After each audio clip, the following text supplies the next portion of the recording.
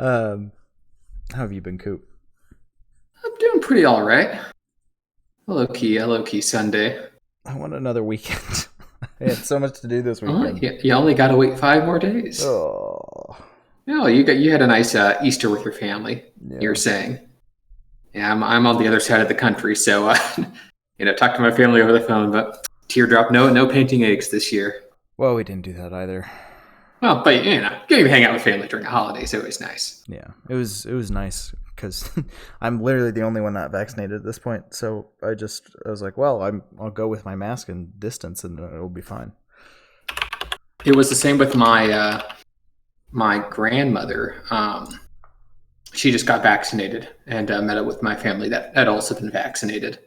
It's the first time she'd been with him in person in like a year, Yeah, yeah. Literally, the last time I saw my grandma was last Easter, which is like big sad. which is So, but I'm really, glad sorry, she was go able ahead. to get out Yeah, yeah, and talk with some family because she lives like 10 minutes away from my uncle, and she hasn't been able to see them in like a calendar year. yeah, yeah. It's really bad for my great grandma because she's in the nursing home, and Oh yeah, that's really tough. they were actually pretty progressive, surprisingly for being in Indiana, and very very early on.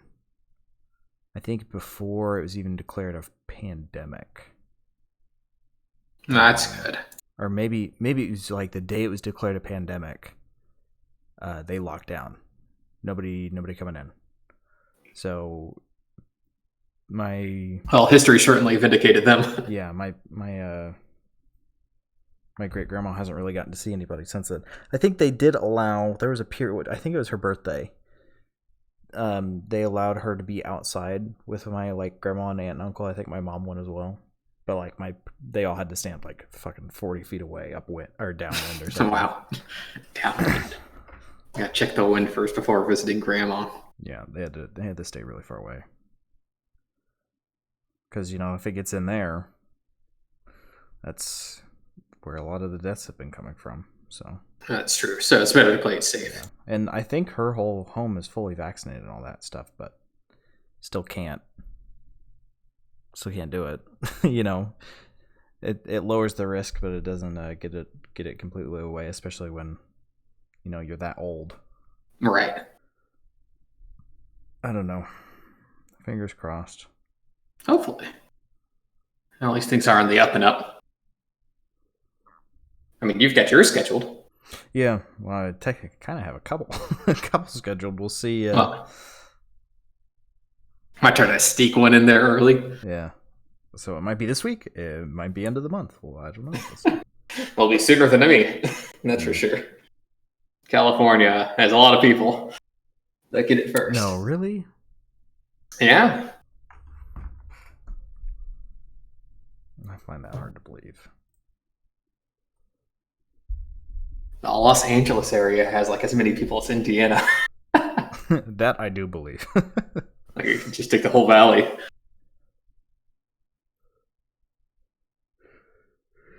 Yeah, we were.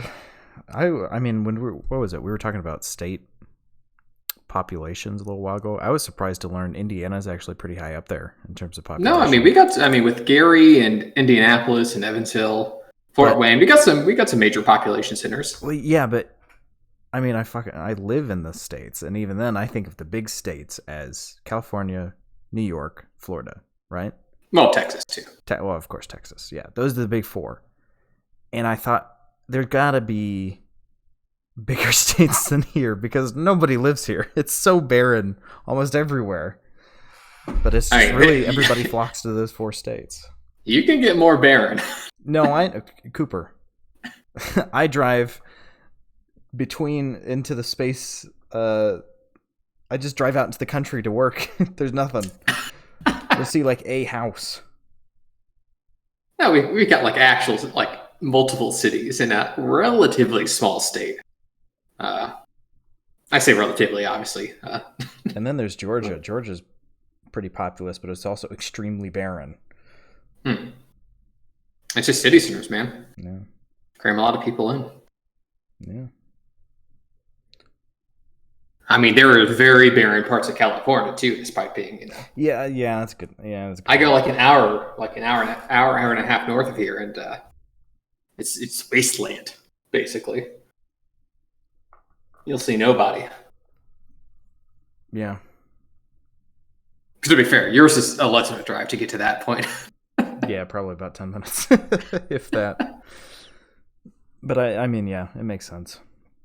People are always going to live in cities rather than out in the middle of nowhere.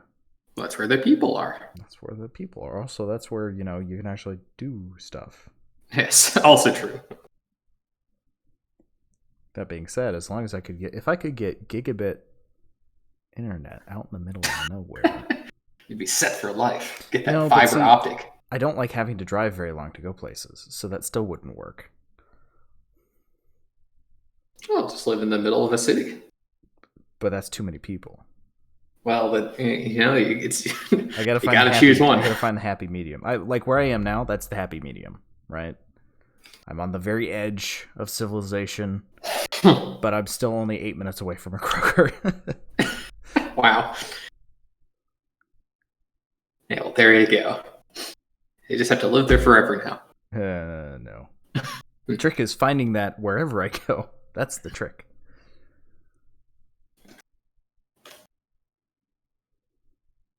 Well, yeah. I think we can, if you want to, we can jump into this week's album. I think we should sit here for another 10. No, okay, let's go. I mean, we've been sitting on this Tom Petty one for a while. Yeah, it's been how many? So you sent me this email. I'll do the intro first. Hello, everyone, and welcome back to the Audio Shop Podcast. This week we're discussing "Damn the Torpedoes" by Tom Petty and the Heartbreakers, and we planned on doing this for a while. Let's see, when did you send me that email? Well, initially I sent it, and then we had to delay it for a week, I think, for something with me, and then once for you, and then we did 1 week with Daft Punk, because they had just broken up. Cooper. What? You sent this to me February 1st. Yikes. Oh, no. Yeah, so... We've missed a lot. Okay, so we did January 31st, right? Yeah. Oh, we had to miss several weekends because I was in the process of moving. Right. So we missed a lot from that. And then you weren't here. People were here. So we missed that weekend. And then we did Daft Punk. I don't think we did that on the 6th of February. I think we ended up with that on the 13th, maybe? I don't quite remember. I don't know. But between the 31st and now, we've done one. So basically, we missed all of March. Pretty much. Hey, what you gonna do? Also February. 2 months. All of Audio Shop February. Comes out weekly. I mean, to be fair, you were moving for like 2 or 3 of those weekends, so. Yes, that was a process. So, excuse. Yeah, you don't want to rush that kind of stuff. Exactly. Wait, where's my bed? Oh crap! I left that back in Indiana. Oh no! Oh no! Yeah, so finally getting around to Tom Petty. Been sitting on this guy for a while. 2 months. 2 months? 3 months. Basically. Wait, no, 2 months. Oh. February, March. We've been thinking about it for a while because we just got we've done some Traveling Wilburys, and he's a integral part of that band. So we're like, hey, let's do a little Tom Petty review. And we've done quite a bit of Jeff Lynne. Yes, plenty of Jeff Lynne. We even did a Bob Dylan album. That was a mistake. So we'll have to do the other. Who has left? Bob Orbison and Roy Orbison George Harrison. And, George Harrison. Yeah, Roy Orbison and George Harrison. I'm not sure we should do the Roy Orbison one though, Cooper. Oh, we got to clear it out the rest of the band. I feel like neither of us will enjoy that very much. We don't know. I've never listened to a Roy Orbison project, so Roy Orbison. Clearly, I have much love for him. I can't remember his first name. I have listened to some George Harrison stuff. He's got some good stuff, so we should at least. I think I've listened to Cloud9 a couple of times. But yeah, back to Tom Petty. So Tom Petty and the Heartbreakers, though mostly Tom Petty. So, obviously it has Tom Petty as the lead singer and guitarist. You got Mike Campbell as another guitarist, Ron Blair as bass guitar, Stan Lynch as drums, and Benmont Tinch as keyboards. So they kind of got like a bit of a southern heartland rock vibe going on. They're very much in that John Mellencamp camp, Bruce Springsteen, that kind of thing. Progenitors of the genre. And they remained active all the way up until Petty's death in 2017, which obviously they disbanded after that. But they have sold or Tom Petty specifically sold a lot of records, like 80 million, which is a lot. And he actually died of accidental drug overdose, and like I said, 2017, right after the end of their 40th anniversary tour. I didn't realize it was an overdose. Yeah, I'm not sure. 2017, and Tom Petty was born in. Yeah, so he died at 66. Because I remember we were that was when we were in the apartment, right? I remember we talked about that because Karma was really, really upset about it. Yeah, I didn't realize it was overdose until I looked it up as well. But 40 years, that's a pretty good run for a band. So he was the headliner, and then this is Damn the Torpedoes. Is their third studio album, released in 1979. It went triple platinum. It's kind of highly regarded as a very good rock album. Yeah, so this is kind of probably they're considered one of their best albums. Just from mild research, I've never been a huge Tom Petty fan myself, but just from what I've looked up. I recognize quite a lot of his songs, but I always forget which ones I know until I hear them. Right. Besides Refugee, I was. That's probably like the most famous Tom Petty song, honestly. No. Free Falling's the most famous. Yeah. I keep forgetting that's Tom Petty. Yeah. Although I don't. Is that a Tom Petty and the Heartbreakers? Or is that just a Tom Petty? It's just a Tom Petty. Yeah.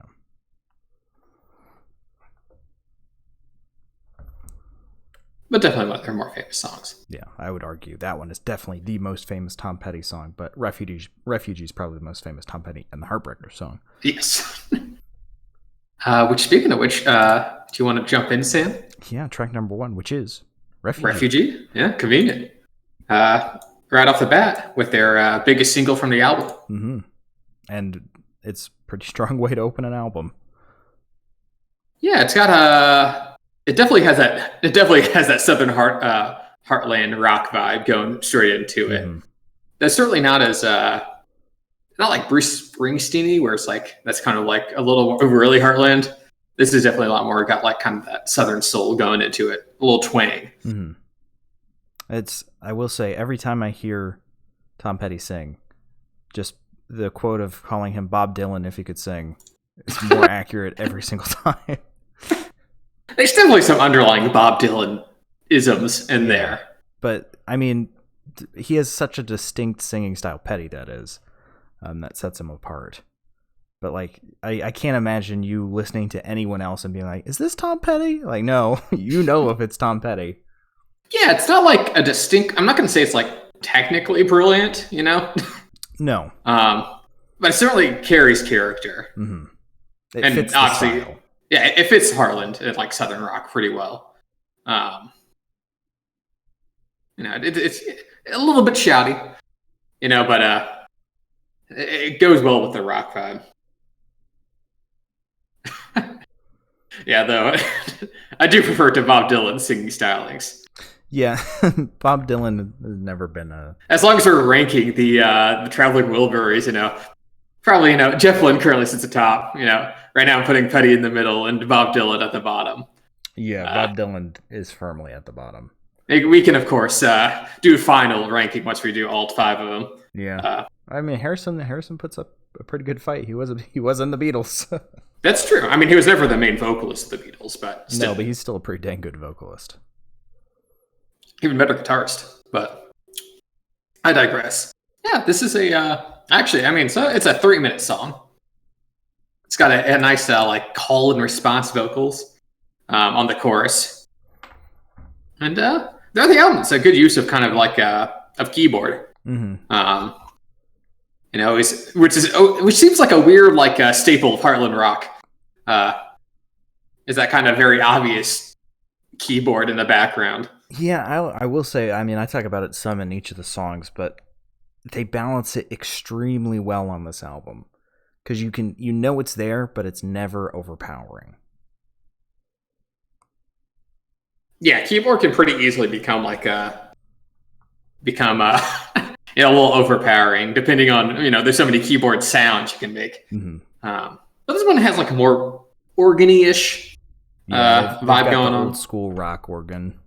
Yeah, going on for the most of it. Which it pairs might just quite be a nice. rock organ. I don't know. It might be. I mean, pairs are quite nice with their guitar solo. That's at like the 145 mark, and then a second one at the 3 mark.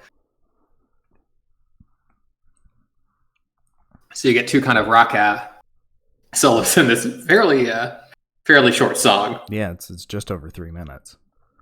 So bang for your buck. Yeah, I will say there's not a whole lot of variation in the lyrics, but it's 3 minutes. Like we said, it's 3 minutes, so it feels right.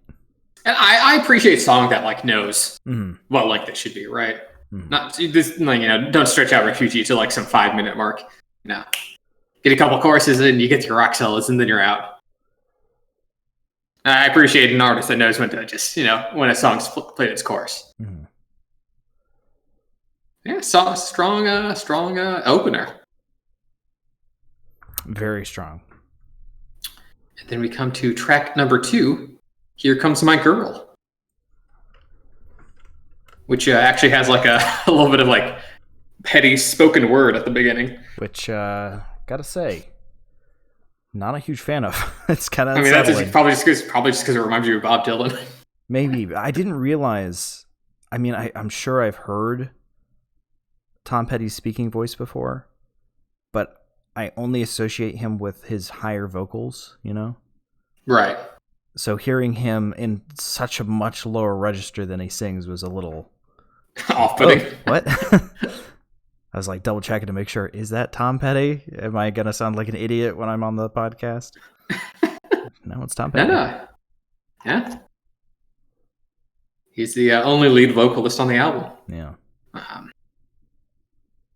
But yeah, so, has kind of this like spoken word that kind of breaks into the vocals. Bob Dylan stylings, yes. Yeah, Bob Dylan style. This one's got almost like more banjo-y sounding guitar with this kind of twinkling piano in the background. It's, I don't know. It's the instruments on this one just leave quite a bit to be desired for me. There's a bass for the vocals, but they're mixed a bit too loud. And at the end of the song, it's only the instruments for like a whole minute, and they really don't hold up on their own. I mean, it's definitely not the most interesting instrumental breakdown on the album. But, it's a nice little break. But I get what you say, where like it could have added in maybe something a little more energetic. Or not even energetic, just variation. Or fuller. Yeah. It's thin. It's a bit hollow. Repeating the same bars over and over. And that's fine when you've got, Petty singing over the top of it. But if it's just the instruments for a full minute, that doesn't really hold up. That's true. And I like I do like the vocal soundings on this song, though. They kind of mixture with the spoken word, and then he kind of gets to like these kind of shouty upper register vocals. It's a little silly, but I like it. It adds a lot of character to the song. To each their own, I guess. And then moving on to track number 3, Even the Losers, which this one actually has a little bit of a backstory. Oh, let's hear it. I'll just read directly. Where the song was inspired by a night Petty had spent with a woman named Cindy, in their hometown of Gainesville, Florida. Apparently, she was a high school crush of his. And unlike in school, Cindy liked him that night. A wink. It was also that night that Petty had an epiphany and realized he had to be in a rock and roll band. And of course, the next day, Cindy said that their relationship was limited to the previous night. Apparently, Petty, thought about this for a long time. So I guess the implication of the song is that even the losers can get laid. No, it is. He seems to he still thinks about that night of like, or basically just kind of swatting him away the next morning.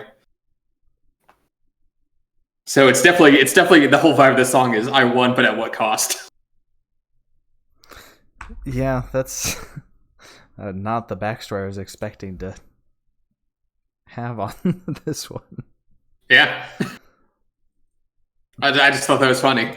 That's kind of weird. I mean, yeah, let's just leave it at that. I will say that the start of this one is really odd, but with that backstory, it kind of makes more sense now. Because it's got that woman talking and a door shutting, right? Yeah, she says it's just the normal noises in here. That actually has something to do with the story. That's apparently Campbell's wife. Campbell being the other producer. Campbell being the lead guitarist, yeah. Oh. Apparently they were recording and she was running a washing machine nearby. He's like, turn it off, and she's like, it's just normal noises in here. For whatever reason, they kept that in. Oh, okay. Never mind then. Yeah, I couldn't actually hear what she said, but yeah. So there's no reason that has nothing to do with the actual song. It's just something I guess they found funny and kept in. Okay. Well, there goes the deep meaning behind that. Yeah, I don't think this album's. If you're looking for deep meaning, this album's definitely not one to really dig into. I will say, instrumentals on this one, much, much better than Here Comes My Girl. Yes, full agree. The kind of organy keyboard comes back, which honestly I think pairs with her sound better than the piano. And I like the chorus. I mean, it repeats often. Yeah, but it's got a nice styling. It pairs well with the organ as well. Yeah. The guitar solo around 1:30 though is mixed kind of quiet. I wish it was louder. Maybe they had to mix it low because that washing machine in the background. Maybe, I don't know. It just felt like it was really far back in there, and it made it. Yeah, it could have been a little more explosive. Why are you doing a solo if it's all the way back there? What are you doing back there? And I mean, the song also ends on a fade out, but like at this point, you just gotta roll with the punches. Like rock songs of this era are gonna end with a fade out. Yeah. I'm not docking points for that. I'm docking points for the fact that the last back half of the song is just the chorus over and over again. Which it's not a long song, to be fair. In 4 minutes, yeah. A lot of it is the chorus, and the chorus is even the losers get lucky sometimes twice. And if you repeat that, you're just repeating that over and over and over and over. Yeah, it's not insanely complex. No. But like I said, not the deepest song, but it sounds nice. And it goes on to track number 4, Shadow of a Doubt, parentheses, A Complex Kid.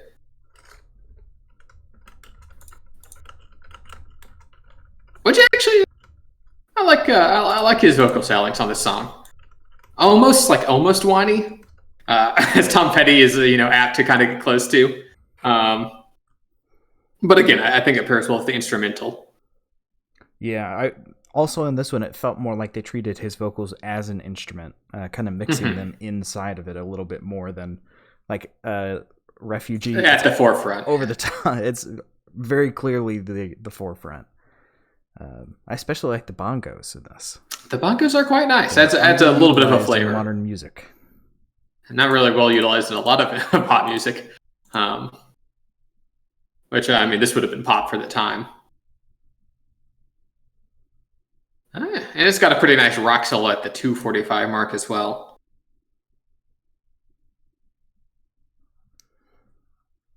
Yeah, this one the guitar solo is good. Again, I really like the sound, but it's still, this one again is far back in the mix. It's like bring it forward. Come on, it's a guitar solo.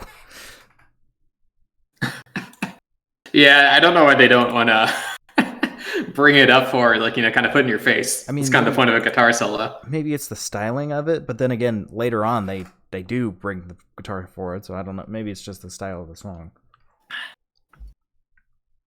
Yeah, no, this is a fine song. It's not like super memorable.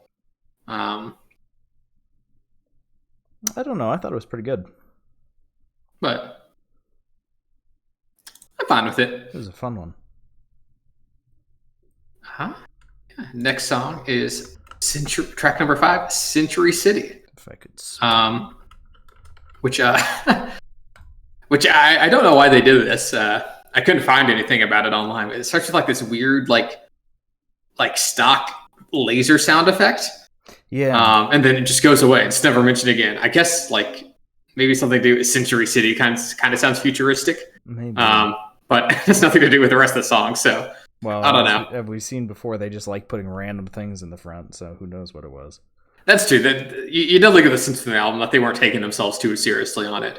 And especially on the last song. Well, yeah. We'll get to that. Yeah. Which, it's a little disappointing because, I heard the laser sound effects. I'm like, oh, okay, maybe they're going to go for almost a little more like electronic, this was 1979. Into more electronic rock wasn't unheard of. Mm-hmm. But it kind of breaks into a more standard rock song, which is a little disappointing.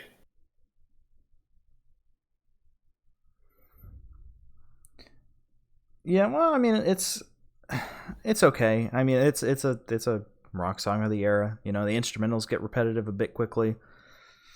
But, Tom Petty breaks in and he's a bit more on the forefront on this one to shake it up.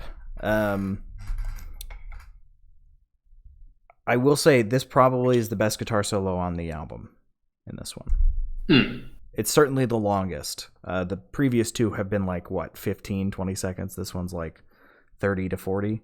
It's around the 2-minute mark. Yeah, and it's right there. It's up front, mixed high. Yeah, it actually it actually puts it in your face. So I think, while this one is a bit more bleh in other places, I think it's different enough that it's like,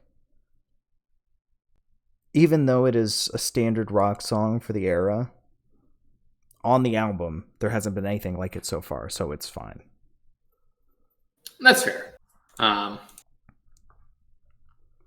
don't know, I just kind of wish it done, something a little different. It's not like this album's trying to break the mold or anything. But, I appreciate at least if a song or two kind of maybe deviates, which I guess they kind of do on the B-side. We'll get to that, but, it's a fine song. Yeah, and it's pretty good guitar solo. It's got a nice driving energy to it as well. It takes you right into track number 6, Don't Do Me Like That. And this was the other big song from this album. Yeah, I was like, oh wait, hold on, that's on this album? Yeah, I totally forgot this was a Tom Petty song. Yeah. First song on the B-side. The structure holds. That's how you get them to flip it over. Now this one's pretty famous as well, and I quite like it. This has the piano chords to the organ, which I'm going to contradict myself from what I was saying earlier. Actually, it's got organ and piano chords, but they both work very well on this rock song. Kind of give it a jaunty energy, Mm-hmm. Yeah, the instrumentals, I forgot how stripped back they were on this one, because you never think about it. Because there's a guitar, piano, drums, and then synth. That's it. That's all the instruments. Which kind of sounds like a lot, but they're not like they're not doing anything super cool. It's a very basic drum loop. Yeah, they're also not playing continuously. That's the other thing. They're doing like beats. And it's almost Tom Petty's obviously constantly singing. Yeah, he's the focus. You've got the fade off from the instruments that fill those gaps between the beats. So there is sound, but nothing's playing. I think maybe the drums always have stuff, but piano and guitar definitely and synth definitely do not always have things going on. I mean, it fills up a little bit, kind of on like it's like a tambourine bridge. It's like the only variation of the song, which is fine. The song's less than 3 minutes long. It's actually really short. But yeah, the chorus is actually it's pretty catchy. Yeah. I mean, it's nothing too complex. But Tom Petty's kind of fun energy paired with organ and piano. I mean, there's a reason it's a popular song. It's the simplicity really works in its favor on this one, and it does not overstay its welcome. It knows it's a song and it gets out. It really does. It's surprisingly short. Yeah. I thought I accidentally skipped forward when I was like, oh no, it really just is over. It's over. But another classic for sure. Yeah. Yeah, it's very very very catchy, very simple. Little earworm. It's not exactly inventing anything, monstrous or special, I would say, but it's a nice, fun rock song. Yeah, also very recognizable. It's important. Yes. Jumping to track number 7. You tell me. Which Sam, I know usually I kind of disagree with you on this point. But I did not care for how the song had the guitar mostly in the left ear. You know what? That's crazy because I noticed it, but I didn't mind it this time. Wow, this is quite the switch in stances. Usually I'm all about I don't really mind if it's in one ear or the other, and you're very against it. But I don't know, that guitar. Maybe it's because I'm so tired, but usually when I'm tired, I get more aggravated with those kind of things. But I don't know, just something about it. I think it was well balanced enough with the synth in the other ear that it didn't bug me at all. I mean, it sort of balances out as the song goes along, more instrumentation gets added to the right ear. But I don't know, it just having the main guitar line in just one ear and nothing else is kind of divvied up like that. I found it kind of distracting. Maybe I'm gonna have to go back and listen to that a couple more times, see if I can, because I did notice it. I think it was probably this song. There were some other songs where it did it as well, but I think this one's definitely the most obvious about it. It stuck out the most, but it didn't bug me. Did I pass it off to you? Am I free? Am I free? No. I'll never be able to listen to the Beatles again. Dude, I could never listen to the Beatles with headphones anyway. It's always just listen to them in mono. Yeah, it's better that way. You don't have to put up with strawberry fields in stereo. Oh God! What if we have all the instruments in one ear and none of them in the other?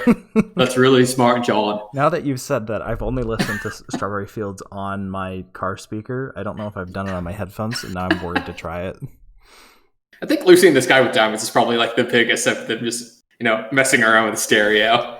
I mean, it's fun, but if you don't like that, then yeah, it's probably best to stick to mono. But I digress. I don't know. Beyond that, it's kind of a slower and almost smokier, rock vibe. Yeah, it's a good way to put it.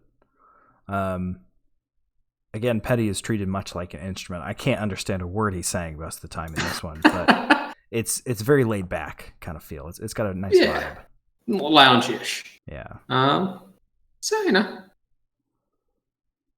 Beyond that, I don't have too much to say about this song. Yeah, this one again suffers kind of from that lack of instrumental growth. They've not really had any of that in this album, at all. But the guitar solo came in right as I was thinking that, so it kind of helps. But I don't know.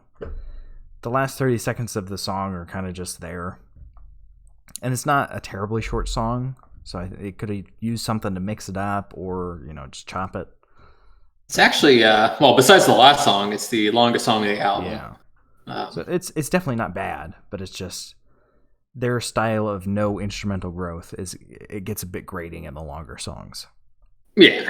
I mean, which, how much can you blame this album? It's not exactly this was just Tom Petty. Yeah. Not everyone's going to be Pink Floyd.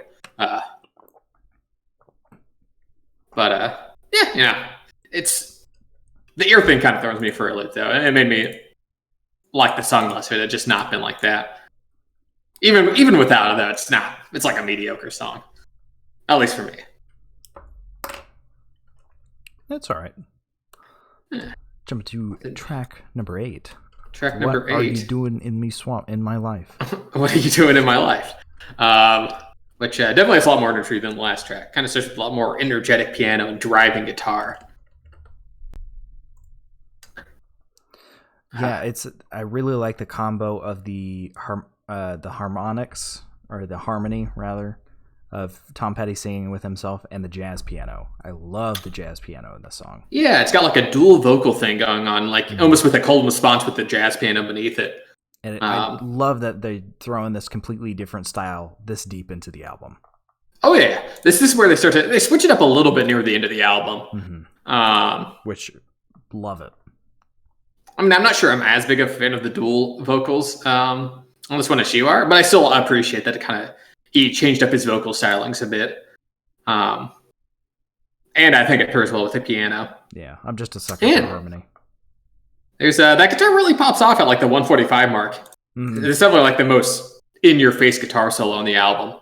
And in the vocal breaks. Oh, sorry. Go ahead. Oh, sorry. I was just going to say that the piano kind of pops off with it. Yeah. Which I appreciate. When instrumentals try to they keep up with each other. Yeah, the focus on the instruments in the vocal breaks kind of shifts between the piano and guitar. I really like that it's shifting back and forth. This is the most instrumental, stuff they've done on the whole album.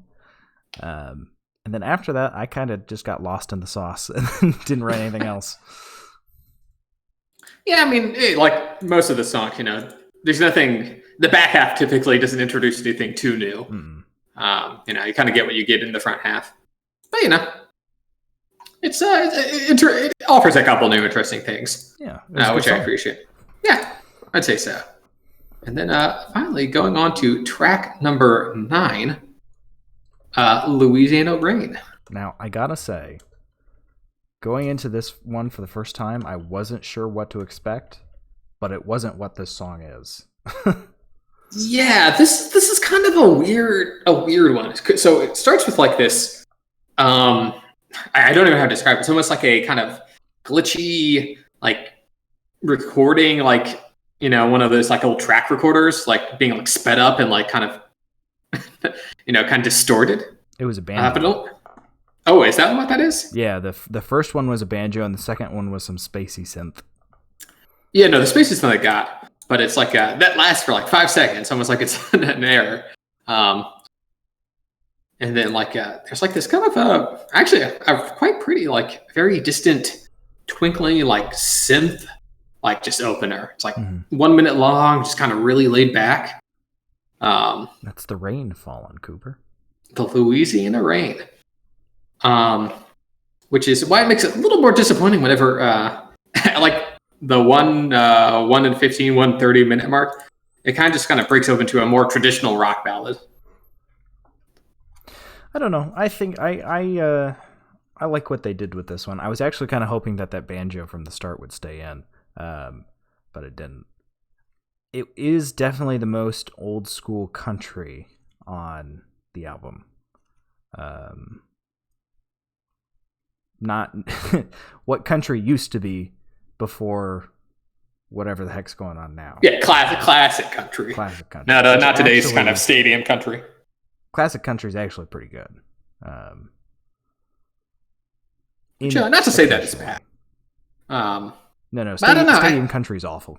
I can't listen. Yeah, no. I was talking about the classic country. Okay, I agree with the stadium country. I can tolerate that. I'm not going to defend a lot of their doings there.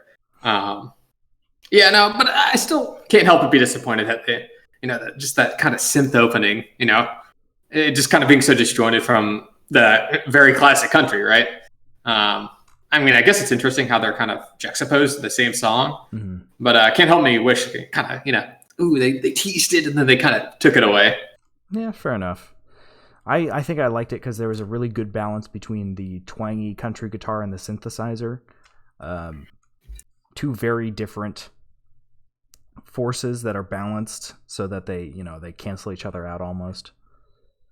I'd say the country definitely overpowers the synth, or at least I guess like the keyboard. I mean, the guitar and the synth. Yeah, it's definitely a old country song. Yeah. I I'm will not say- sure. Oh, sorry. Go ahead. Oh, no, you can go ahead. I was just gonna say he was a coward for not putting more harmonica in. Yes, that's what I was going to. The harmonica like jumps into the song at like the 4-minute mark. So we're like in the last 2 minutes of the album, and he's just now introducing harmonica, which is a shame because it's actually pretty good. Yeah, and he didn't even use that much of it in the song. It was just like that one pop in, and that was about And it. yeah, just like that little section, which is a shame. Yeah, I'm not sure how much of in terms of like a closer, this song is. I mean, it's like 6 minutes long. Longest on the album. Longest on the album. And it's pretty good. Like you said, classic country. So it's kind of a style switch there. No, I kind of wish maybe something that had been a little more of a stronger closer. Yeah, but running into album structure, you run into the issue of like, well, this is definitely What Are You Doing in My Life and Louisiana Rain are probably the two most experimental songs on the album.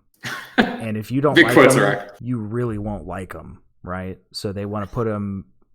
To put them on the acid and the B-side? Yeah. Because you get them to flip them over for Don't Do Me Like That. People probably listen to You Tell Me, and then they can stop it, so... That's fair. You don't put Louisiana Rain right up there after Refugee. No. It's like those. It's like the heels of like a bread loaf, right? Some people like them, but not for everyone. Yeah. But yeah, that's the end of the album. Yeah. So Sam, what would you say has been your favorite track off the album? Oh, I'm super boring. It was Refugee. It's such a good song. I will say, you were kind of poo-pooing it, but I think my second favorite was probably Shadow of a Doubt. Okay. I mean, obviously, Don't Do Me Like That is a good song, but I don't think it's one I'd ever seek out. If it comes on while I'm listening to the radio, oh yeah, nice, I like the song, I can sing along. Would I seek it out? Probably not. No, that's fair. I mean, I'll probably have to agree with you. It'd be basic and say Refugee is the best song. Yeah, I mean, it's so good. And of course, Don't Do Me Like That. Yeah. It's a classic as well. I didn't care for You Tell Me. Again, I think that weird one ear thing infected me on this song. Wow. Because I mean, even without it, like I said, it wasn't super interesting. It was kind of mediocre and slow. I guess it was a little smokier, which was interesting, but I didn't care for it. I really have to go back and listen to that a couple times now to see if I can pick up on it. I mean, if it's not if you like it, that's fine. If you didn't notice the ear thing, but that's just crazy to me that you usually we very switched anytime roles there's on any that. a little bit of that ear thing, I am through the roof angry about it. But this time, it didn't bug me at all. So I'm curious. Maybe I'm finally free. I'm cured. I'd say my least favorite was probably Here Comes My Girl, actually. I don't know if it was because I associated it with Bob Dylan. You just didn't like those spoken word parts? No, it just the instrumentals leave a lot to be desired. I'm not a fan of his half talking singing thing. I mean, if you like it, you like it, but I thought it was probably the weakest one on the album. I can see that. So let's get on to the rating then, which yes. Here at Audio Shop, I know it's been 2 months, and all of our 0 viewers in the chat right now are dying to know what our rating system is. So we have a 1 to 5 rating system, or 5 out of 5, cream of the crop, best of the best. This is great. Like, when you die, this album is going to be playing as they lower your casket into the ground, or pod with an acorn in it, or whatever you want to be buried in. And then we've got the 1 out of 5, which is, this is the album that's going to kill you before you get lowered into the ground at your funeral. And then, everything in between. And they're car themed because for some reason we decided to do a car themed music podcast. I still don't. How did we do that? Why did we do that? I think the name came first and everything else followed. We chose a name and then built everything around it. You're not complex. A little bit backwards. Oh well. But yeah, Cooper, what would you rate this album? I'd say, obviously Tom Petty classic, but I'd still probably give it like a high fixer-upper. I wasn't crazy about it. Refugee, Don't Do Me Like That, classic rock songs. But beyond that, I didn't feel like I gained too much from this album. Decent rock ditties from like the late 70s. Nothing experimental, pretty fun, to the point. So, it's not like I'm going to seek this out, but I'm not going to be upset if it plays on the radio either. So yeah, pretty middle of the road for me. What about you, Sam? I'm on the fence. I think I would have to go with a very low like new. Okay. It's either very low like new or a high fixer upper. Because I think I like it just a bit more than Like whenever Tom Petty comes on, if Refugee were to come on the radio, I would be stoked. Right, that's a great. That's a great song. But an album, a song does not make. True, very true. But I like a lot of the stuff that he does on this. I didn't expect it to get so experimental at points, and I really like that. Yeah, I think it's a fun album. It's an easy listen. It's yacht rock for sure. Oh yeah, it's not gonna challenge you too much. No, absolutely not. But I think it's a good time. I wouldn't say you have to listen to this, but I think, you should. If you don't, yeah, all right, that's fine. I won't. It's like a tad above 30 minutes. It's a bit of a rock staple. So yeah, it's a really. I was not expecting to be that short. It's like no wonder he meshes so well with Jeff Lynne. They both make albums that are 36 minutes long. Look, in the studio recording room, make 2.5 minutes, 3 max. You got a song. Yep. But I would the short songs, they know that they're short songs, and I like that.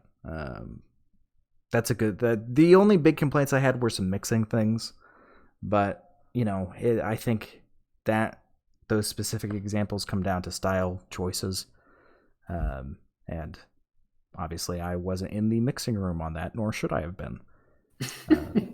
So, yeah. That's that. So, I think we're pretty close in agreement on this album. Yeah. I just wanted to choose like new, so I was unique. Like I said, definitely not up there with some of Jeff Lynne's better projects, but certainly I found it more enjoyable than Bob Dylan's album. Yeah, a lot. Yeah, no contest. Anyway. That was "Damn the Torpedoes" by Tom Petty and the Tom Petty. Tom Petty. Oh, Tom Petty and the Heartbreakers. Maybe you like him a little more. He was a rather pretty man. You found out why I chose like new. But rolling on over to the spare tire. This is basically just whatever else we've been listening to, and it's been 2 months pretty much, Cooper. It's been a hot second. There was a Daft Punk in there somewhere, but yes. What have you been listening to? I've been listening to a bit of stuff. I went through and just listened through the rest of Daft Punk's discography because I hadn't done that before. Mm-hmm. No, some bangers in there. Their last, I say their final album, that's like from 2013, pretty great. And the Tron album's a pretty good listen as well. Oh, it's so good. I listened to some Philip Glass. He's like an orchestral composer. I have been just vibing with his album, The Amazon. Which is just really chill, very soothing, jungle-esque noises and instrumentals. Listen to the new Lana Del Rey album, which was fine, not as good as her previous album, Norman effing Rockwell. But still a good Lana Del Rey listen. Mm-hmm. Let's see. I listened to that new Soil and Pimp Sessions album, Sam. Same here. Yes. You're right in saying it's a little more low key. I feel like they did a cover of My Favorite Things. Yeah, that was surprising. That was a little which weird. is surprisingly kind of good. Yeah. Though pretty weird. And also listen to this band called Chai, which I just listened to them on a whim because one of the extra tracks on that last Gorillaz project had them featured as a guest artist. started listening to some of their stuff, and it's actually pretty fun. They're like a Japanese like punk like women rock band. Okay. So definitely a unique flavor. I think they're obviously pretty inspired by the Gorillaz. And also have a lot of the. I'm not sure how familiar you are with like the Tom Tom Club. Never heard of it. It was like an offshoot of the Talking Heads. So it kind of got some kind of wacky energy in there as well. I quite like it. Definitely not mainstream radio stuff, but just a fun listen. It's some Red Hot Chili Peppers. I'm listening to some of their stuff as well. It's quite a bit. Yeah, listen to their some of their earlier stuff, which is a lot more funky than I expected. I mean, funk was always like kind of a part of their repertoire. Well, this is like pretty funky. And then also punky. It's a weird mixture. Funk punk. But what about yourself, Sam? What have you been listening to? I've been on quite a bit of a mixed kick, doing a lot of jazz. Specifically Cassiopeia, or Cassiopeia, however you want to pronounce it. Their album Asian Dreamer, so good. And then they specifically got Freak Jack, which is just one of the greatest jazz songs I've listened to. Wow. I've been listening to that on loop a lot. I should probably actually seek out the album, since it's from an album. So let me actually download this right now for work tomorrow. And then I've been starting to try and build a summer playlist of like high energy songs, because the sun's out. So I've got some Van Halen in that, some electronica that I don't know how I found it. I think Spotify just recommended it to me, but it's really good. And then a little bit of Mystery Skulls in there as well. Of course. Yeah. Gotta get that blood pumping. Yeah. Listen to some Jack Stauber and Bill Wirtz as well. YouTube. Get those little pop. Hey, Might Quit is a fantastic song. No, I've listened to Jack Stauber stuff. I mean, it's Might Quit is Bill Wirtz. Oh, Bill Wirtz. But Buttercup is Jack Stauber's. It definitely blurs the line between kind of like internet memery and like actually catchy pop music. Yeah. And then of course listened to a bunch of the JoJo themes the other day. Of course, that was actually before I knew Part 6 was confirmed. Yes, you just felt something in the air. Something stirred, and I knew. But yeah, just kind of listen, and my chillin' playlist, obviously, quite a bit. It's good for winding down. But yeah, not too much. What not mentioned, of course, was Traveling Wilburys and ELO on repeat. So, I mean, I think that just goes without saying. Yeah. Hey, if I'm driving into work, I want to be singing along, and Jeff Lynne's range is very similar to mine, and it's just convenient. Especially his later works. Yes. Yeah, his early stuff gets really high, but his later stuff, he can't do it anymore. All right, well, that was the Audio Shop podcast. Yeah, it's been a while. Hopefully we'll be more regular from here. Now, hopefully I don't have to move again soon, so that should help. Yeah, I sure hope you don't have to, especially since you just moved there. Exactly. But yeah, thank you for listening. If you've liked what you've heard, I'm speaking to myself and one other person who are on Twitch right now. I can see we have 2 viewers. You can scroll down the page or swipe down the page if you're on mobile device and click Jeff Lynne's face. It's the guy with the curly hair and the glasses. That'll take you over to YouTube, where we have all the past stuff. Whether or not it's good, that's up for you to decide. And if you're listening on YouTube for some reason and want to catch us live and chat, we'll see your chat, because currently we've got none. So you'll be at top of the box, my. And you can come watch us live, 8 p.m. EST. What is that? East Coast or West Coast time? That would be 5 o'clock. Okay. What time zone is that, though? That's Pacific time. Pacific time. Okay, so 8 EST, 5 PST. PST. There you go. And then if you want to figure out what the heck we're listening to next week. Yeah, follow us at AudioShop14 on Twitter. We'll give you a little heads up of what we'll be listening to in case you want to listen to it beforehand. But yeah, thank you all for listening, and we will see you next time. See you later, shoppies. See ya.